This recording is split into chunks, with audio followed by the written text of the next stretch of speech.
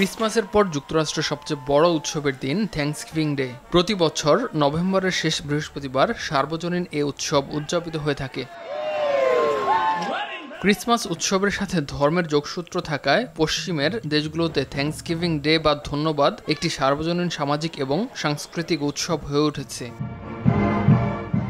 Thanksgiving day উপলক্ষে সবকিছুই বন্ধ থাকে। জাঁকজমকভাবে দিনটি পালন করা হয়। দিনের সেরা পার্টি ও পারিবারিক অনুষ্ঠানে টার্কি রান্না এবং পরিবার নিয়ে টার্কি ভোজ হয়ে থাকে। রীতি অনুযায়ী যুক্তরাষ্ট্রের হোয়াইট হাউসে ন্যাশনাল টার্কি ফেডারেশন থেকে পাওয়া একটি টার্কিকে জীবন ভিক্ষা দিয়ে সাধারণ ক্ষমা করেন প্রেসিডেন্ট। এটি হোয়াইট হাউস টার্কি পার্ডন নামে পরিচিত।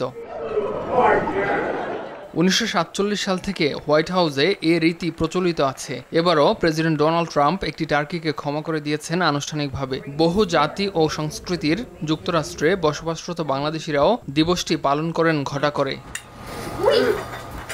আত্মীয় স্বজনের বাসায় যাওয়া এবং কিছুটা পূর্বাঞ্চলীয় সংস্কৃতির মিশ্রণে টার্কি রান্না করার আয়োজন হয়ে থাকে ঘরে ঘরে। প্রবাসে জন্ম ও বেড়ে ওঠা প্রজন্মের কাছে দিবসটি অন্য যে কোনো আমেরিকানদের মতোই গুরুত্ব পেয়ে থাকে। এবারও এমন আয়োজন দেখা গেছে বাংলাদেশি অধ্যুষিত এলাকাগুলোতে।